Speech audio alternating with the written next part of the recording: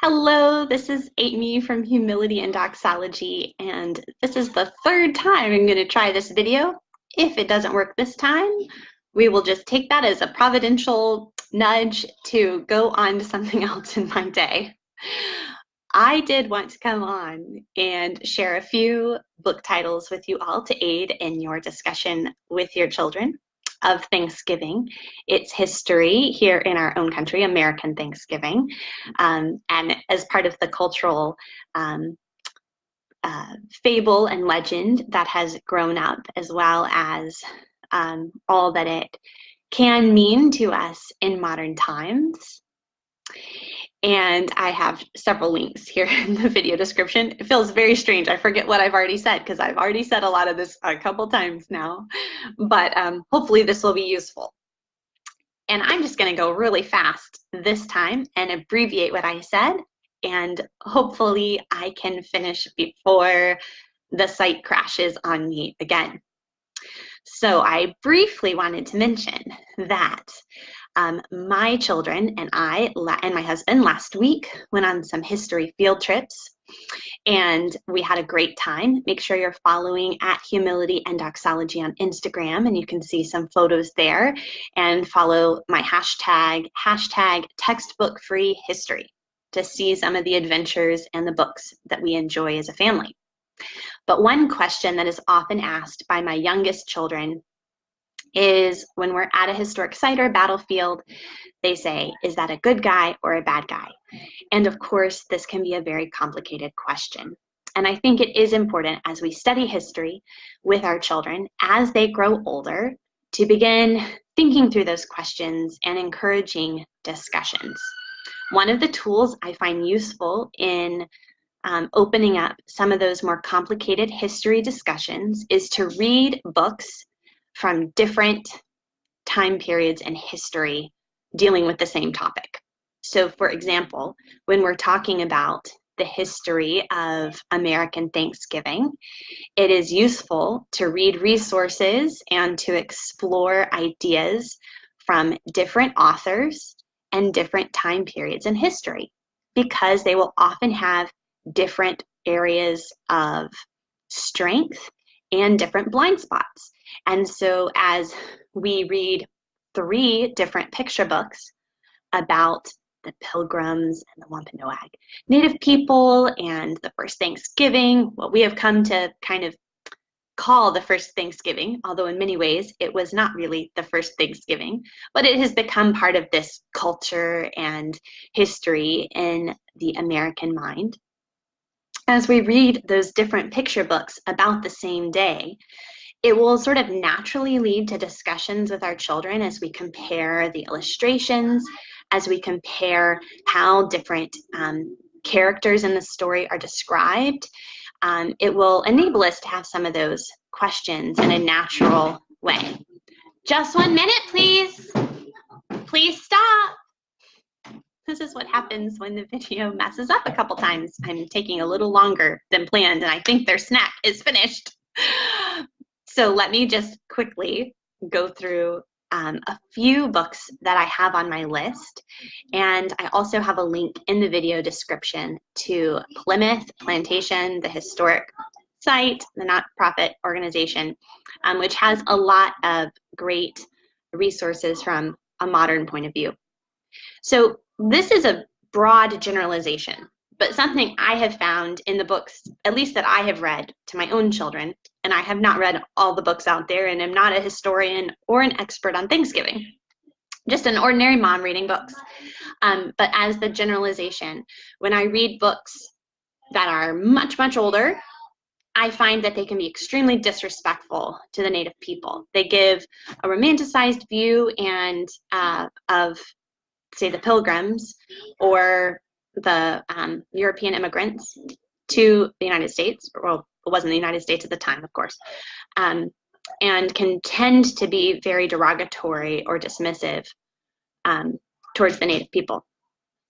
And that is something that I find extremely disconcerting. And if I'm reading aloud to very young children, I'll often skip those portions or reword them. And if I'm dealing with my slightly older children, we'll have discussions about that. And then more modern books tend to take away any difference between a thanksgiving of worship to a false god versus thanksgiving to the one true God, which I also find extremely disconcerting. And so that leads to an important conversation with my children. Yes, so these other cultures around the world have had Thanksgiving celebrations, but who are they thanking? Is that the same as us giving thanks to God, the God of the scripture, the triune God? And so it's important for us to be able to have those discussions as well. So again, that's a broad generalization, but those are sort of some areas of blind spot that I tend to see with older work and with newer work. And I think those are important to either guard as you're reading aloud to young children or to discuss with your older children. So an example of a book that I actually skip the end portion is Stories of the Pilgrims. This is a book I read as a child, and I really enjoyed it. It does an excellent job telling the narrative story of the Pilgrims, the Separatists, their sort of history from Scrooby and Holland, their travels to what they considered the New World.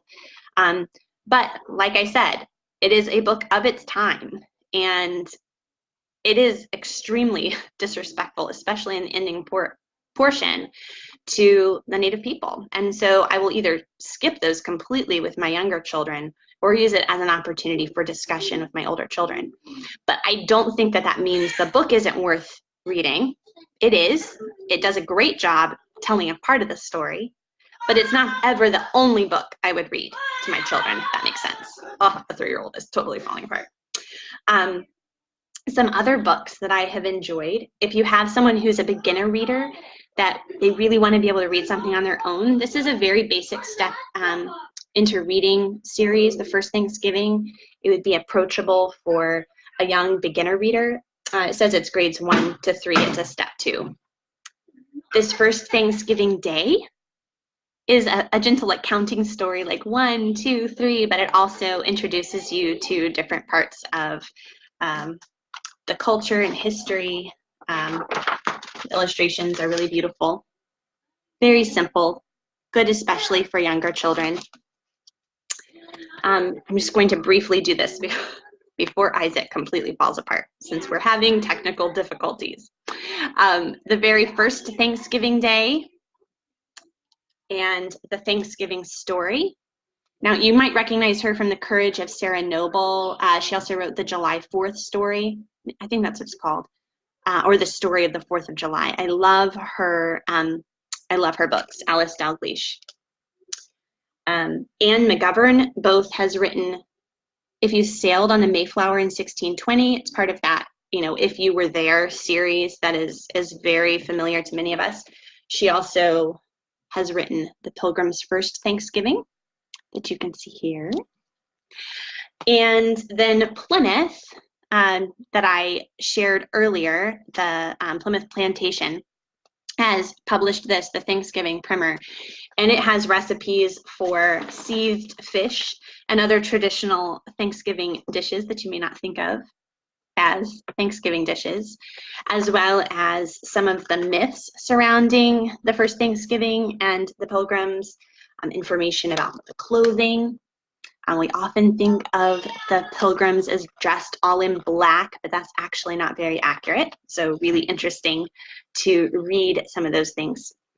And then as you actually think about the history of the Thanksgiving holiday, I think it's really important for our children to realize that what we now call the first Thanksgiving with the Pilgrims is not necessarily really the first Thanksgiving. And it was a long time before that particular traditionally New England holiday was something that the whole nation took on as an American tradition. There have been many different proclamations of Thanksgiving throughout our history. I've dropped a link to one of those here in the video description that George Washington gave, but we didn't actually have what we think of as the traditional American Thanksgiving. Was not actually a holiday until Abraham Lincoln. established it as a national holiday. So that actually is also really fascinating, because you can talk about why would he have wanted some sort of unifying holiday that all Americans could rally around. It's really fascinating when you study just even the history of the holiday. And a picture book that's really fun about that is Sarah Gives Thanks. This is about the woman who saved Thanksgiving and all the different presidents that she wrote letters to try to convince them to have this American holiday. And she was a pretty fantastic woman. Just really interesting, beautiful illustrations in this book. So it's really important to be gentle with our young children and not destroy their heroes, not destroy these glorious stories and traditions we have, while also making sure as they grow older that we do start talking about some of the more complicated things. And there's some excellent questions that Gina Muncie has put together. I have a link there for some discussion questions related to sort of thinking of the Pilgrims as immigrants. And then also I have a link in the description to a previous video I did with 3 picture books that kind of deal with more modern immigrants to the United States and how they might find their own place in the American story.